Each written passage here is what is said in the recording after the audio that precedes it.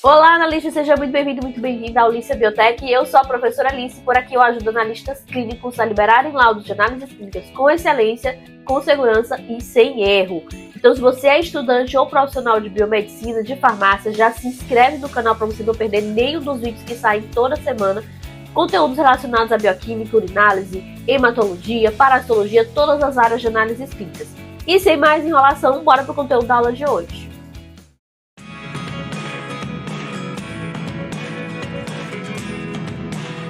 Gente, hemograma na dengue. Agora eu vou falar sobre hemograma na dengue. Olha só, eu já tenho 2 trabalhos publicados sobre hemograma na dengue, tá? Um eu fiz faz alguns anos, acho que fiz em 2015, 2016, e aí publiquei no evento, participei do evento. Tem um trabalho publicado, vocês podem achar aí no meu currículo, vocês procurarem. Depois eu posso deixar aqui embaixo o link desse artigo que eu publiquei.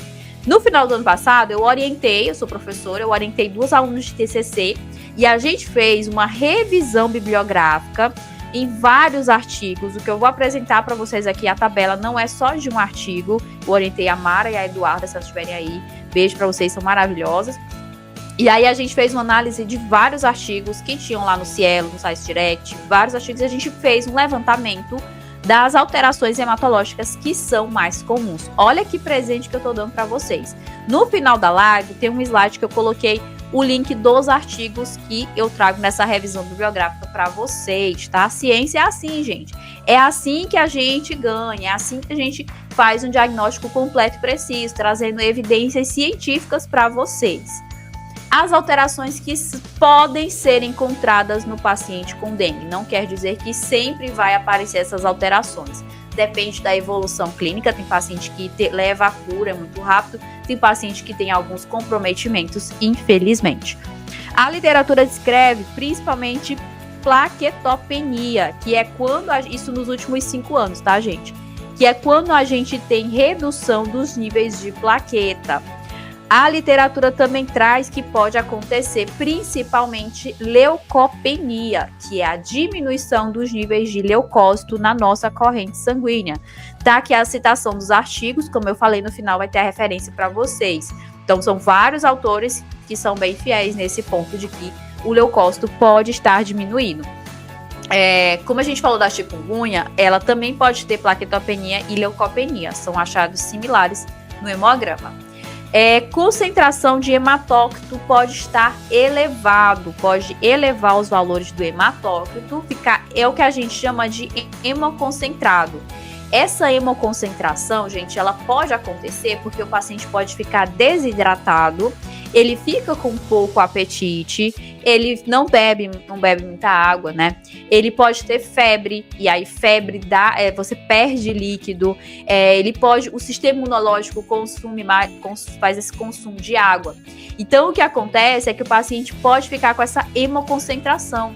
E isso pode acontecer em várias condições infecciosas. Vocês já devem ter visto que a recomendação, você tá com infecção, a recomendação é e beba líquido, né? Faça repouso e beba líquido. Por que as pessoas recomendam isso? Porque ocorre essa hemoconcentração, que é esse aumento de hematócrito, tá?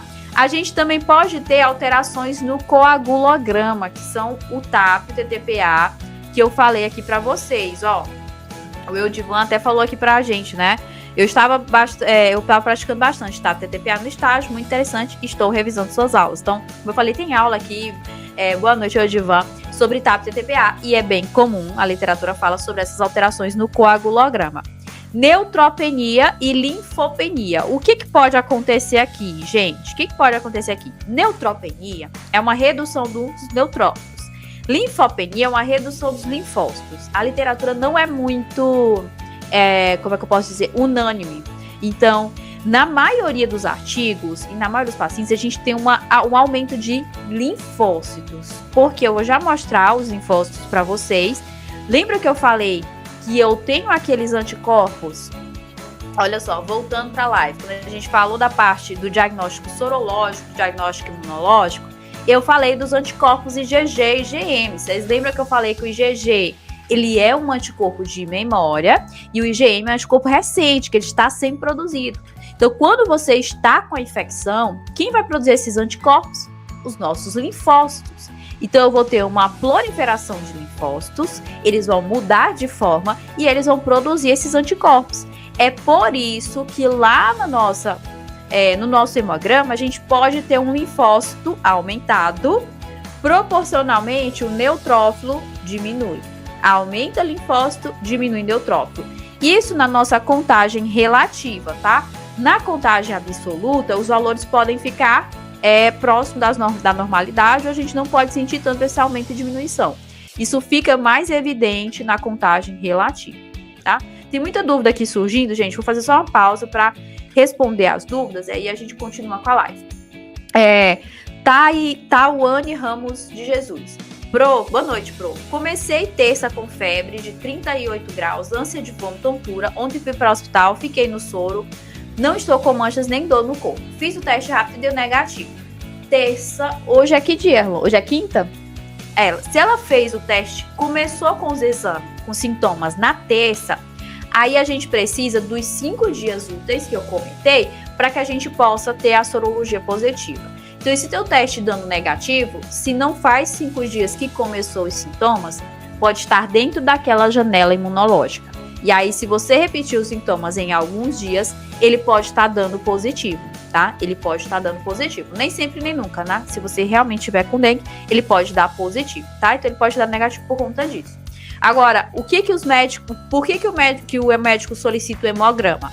Para nortear as condutas. Então, para nortear se vai dar uma dipirona realmente, para nortear se precisa ficar internada, se está desidratado e precisa tomar soro. Lembra que eu falei que o paciente fica com uma hemoconcentração? Então, ele fica desidratado, precisa tomar soro, como você está tomando soro.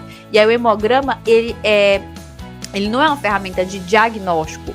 O hemograma ele é uma ferramenta de acompanhamento, de nortear as condutas, se vai ficar internado, e principalmente a plaqueta, porque existem muitos casos de plaquetopenia. A plaqueta, ela baixando muitos valores, o paciente corre risco de entrar em sangramento e desenvolver aquela dengue hemorrágica que vocês conhecem. Separei aqui para vocês o hemograma na dengue, tá? Vamos analisar rapidinho aqui pra gente ver as alterações. Então, o que eu falei? Hematócrito. Aqui a gente tem a primeira parte, que é o eritrograma. Tá dando pra ver tudo direitinho? Vou mudar aqui o layout da live, pronto. Pra vocês enxergarem um pouquinho melhor. Então aqui a gente tem os valores do eritrograma, tá? Que é quando a gente analisa as hemácias. Como eu falei, a gente pode ter um valor de hematócrito um pouco mais elevado. A gente tá aqui em 43% de hematócrito. Ele vai ficar, depende da idade, do sexo. Cada laboratório tem os seus valores de referência, mas ele pode ficar um pouquinho mais elevado, e aí pode chegar a 50%, e aí isso é interessante. Então, se você perceber no hemograma que você, analista clínico, vai liberar valores de hemácia, de hemoglobina elevados, é por conta dessa hemoconcentração do paciente. Isso pode gerar uma debilitação. Se o paciente já tiver uma anemia prévia, talvez essa hemoconcentração fica mascarada, e daí a gente não observa tanto, tá? Aí a gente tem os índices hematimétricos normais, e isso assusta o analista, porque ele vai ver o hematócrito elevado, porém ele não vai conseguir observar alterações de índice hematimétrico. Valores de leucócitos, que é o que a gente chama de contagem global. Como eu falei, a gente pode ter uma leucopenia, que é essa redução dos níveis de leucócito. Nosso valor de leucócito está aqui 1.400, então a gente tem um número de leucócito abaixo do valor de referência, que é a leucopenia que pode aparecer. Aí a gente tem a neutropenia. Aqui nesse paciente ele tem neutrofilia, tem aumento de neutrófilos e tem diminuição do nível de linfócito. Como eu falei, aqui é a contativa e aqui é a contagem absoluta, tá bom? Dependendo do valor de referência, às vezes você vai sentir uma alteração maior na relativa e outra na absoluta. Então, nem sempre as duas vão estar alteradas, nem sempre as duas vão estar normais, tá? Isso pode variar de paciente para paciente, principalmente, gente, quando for criança. Porque criança tende a ter uma proliferação maior de linfócito, depende da demanda, depende dos dados clínicos de cada um. Então, esses dois danados aqui, você pode fazer a relação entre eles, a relação entre o valor de neutrófilo e de linfócito, mas isso pode variar. E aí a gente tem no final um ponto muito importante, que é o valor de plaquetas. Olha que esse hemograma nem fui eu que liberei, mas tá bonitinho, tá? O valor de plaquetas aqui tá 55 mil plaquetas, tá abaixo do valor de referência. E isso é muito preocupante, gente, quando a gente tem plaqueta abaixo do valor de referência, porque é o que a gente chama de plaquetopenia, o paciente corre risco de ter sangramento. Como existem os casos de pseudotrombocitopenia, que é quando eu tenho uma alteração nos níveis de plaquetas, aí a gente precisa fazer a análise de lâmina, confirmar os valores de plaqueta na lâmina, confirmar se não teve algum erro para ter aquele valor de plaqueta abaixo, tá? Tem uma live aqui no canal que a gente fez recentemente sobre plaqueta baixa, né? Sobre hemograma, sobre plaquetopenia. Então, eu fica a dica para vocês que tem essas dúvidas sobre liberação de plaqueta, assistir essa live depois, tá aqui no canal. Vou deixar no card também esse vídeo. Mas esse paciente, ele pode ter plaquetas baixas. A recomendação eu já reforço para vocês, ver a lâmina ao microscópio. Quando eu tenho o valor de leucócito diminuído, alteração na porcentagem de linfócito neutrófico e plaqueta baixa que o equipamento libera, caso suspeito de dengue, faça a lâmina. Leia a lâmina e aí você vai confirmar a plaqueta na lâmina. E até tá aqui na observação, plaquetas confirmadas em lâmina. A gente tem as técnicas, tá? Nessa live eu explico as técnicas de fazer contagem de lâmina e fazer a revisão microscópica. E eu me despeço por aqui. Fico muito agradecida pela atenção de vocês. Não esquece de dar o like aqui no vídeo, se inscreve no canal. E se você quiser aprender laudo de análises clínicas com segurança e sem erro de verdade, entre no meu grupo de mentoria, que é o 10 anos de análises clínicas. O link para acessar está aqui embaixo.